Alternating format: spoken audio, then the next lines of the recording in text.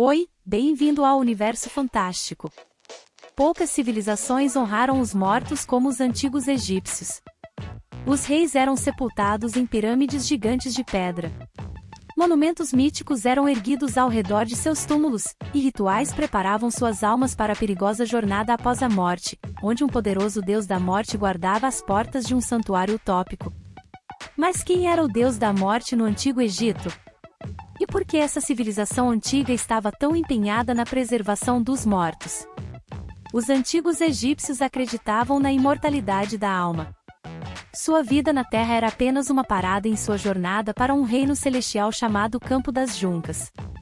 No Campo das Juncas, as almas dos falecidos entravam em um paraíso eterno, livre de doenças, desapontamentos e morte. De acordo com pinturas e gravuras em túmulos egípcios, o Campo das Juncas era um refúgio de agricultura. Através de seus portões celestiais, as almas dos mortos caminhavam ao longo das margens do Nilo, dormiam pacificamente sob a sombra de árvores frondosas e colhiam as recompensas de suas vidas na terra. Semelhante às concepções judaico-cristãs do paraíso, o Campo das Juncas era uma utopia pacífica reservada para os bons, os justos e os puros de coração. Antes que alguém pudesse entrar no Campo das Juncas, as almas viajavam de seus túmulos para a vida após a morte. A maioria das almas percorria os corredores traiçoeiros do submundo a pé, mas muitos reis e faraós chegavam em navios feitos à mão, imitando o deus do sol Ra, que navegava para o submundo a cada pôr do sol. Cada alma, seja trabalhadores ou faraós, se reunia na Sala da Verdade, onde eram julgados pelo Senhor do submundo, o Deus da Morte.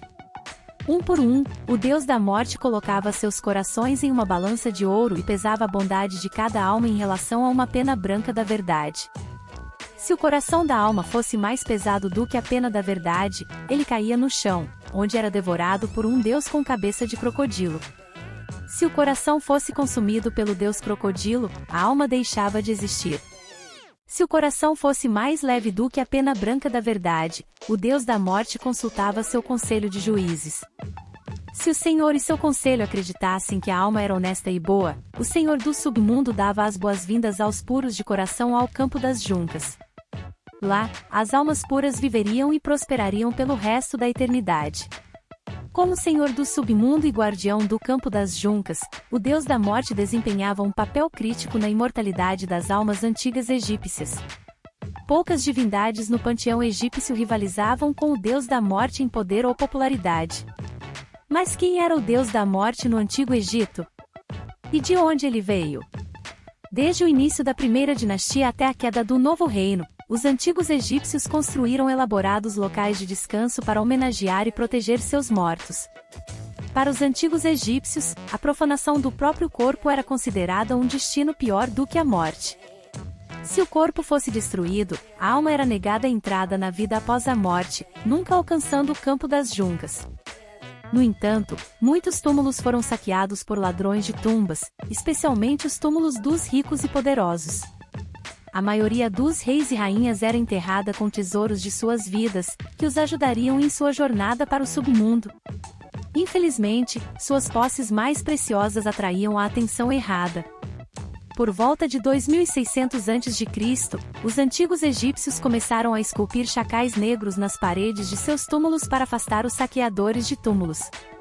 Esses animais intimidantes foram encontrados em túmulos de tijolos de lama predinásticos, pirâmides imponentes e sarcófagos dourados. Mas por que os antigos egípcios associavam chacais negros com a morte e a vida após a morte? Os chacais, ou cães selvagens, eram ferozes necrófagos que percorriam o delta do Nilo. Nos primeiros dias do Antigo Egito, chacais famintos desenterravam os corpos dos falecidos, destruindo antigas sepulturas. Para afastar esses coveiros do deserto, os antigos egípcios faziam oferendas a um deus da morte com cabeça de chacal chamado Anubis, ou Anpu no Antigo Egípcio. Seu poder e influência se espalharam rapidamente pelo mundo antigo. Por centenas de anos, Anubis serviu como protetor das almas falecidas, guardião dos cemitérios e juiz imortal do mundo após a morte. No entanto, no final do Antigo Reino, Anubis passou por uma profunda transformação, que começou com a descoberta da mumificação. Hoje em dia, os antigos egípcios são mais famosos por duas coisas: as pirâmides de Gizé e as múmias dentro delas. Os antigos egípcios embalsamavam cuidadosamente os corpos dos mortos para protegê-los contra danos e decomposição, demonstrando ainda mais seu respeito pelos mortos. A mumificação era reverenciada como um ritual sagrado transmitido pelos deuses. Segundo o mito, foi inventada por Anubis para preservar o corpo de um deus faraó chamado Osíris. Em um dos mitos mais famosos do Antigo Egito, Osíris foi assassinado pelo deus invejoso Sete, senhor da guerra, das tempestades e do caos. Osíris foi enganado a ter um caso com a esposa de Sete, a deusa Néftis, e sua união gerou uma criança. Quando Sete descobriu o caso, o senhor da guerra ficou furioso. Ele dividiu o corpo de Osíris em pedaços, trancou-o em uma caixa e o lançou no rio Nilo. Os restos de Osíris foram recuperados por sua esposa, Ísis. Ela estava desesperada para reviver seu marido, então levou os restos do deus faraó Anubis, que trouxe Osíris de volta à vida. Ressuscitado e fortalecido, Osíris desceu para o submundo, onde se tornou Deus, governante e juiz dos mortos. Com o tempo, Osíris substituiu Anubis como deus da morte egípcio. Anubis, outrora o indiscutível senhor do submundo, foi deposto, mas o deus Chacal permaneceu como um poderoso membro do panteão egípcio.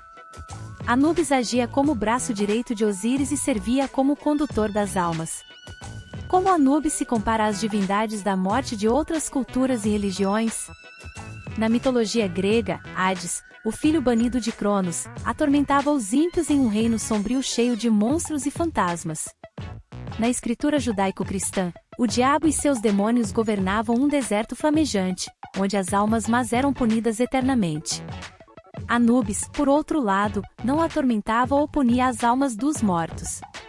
A vida após a morte não era um deserto em chamas ou um reino sombrio de sofrimento e punição.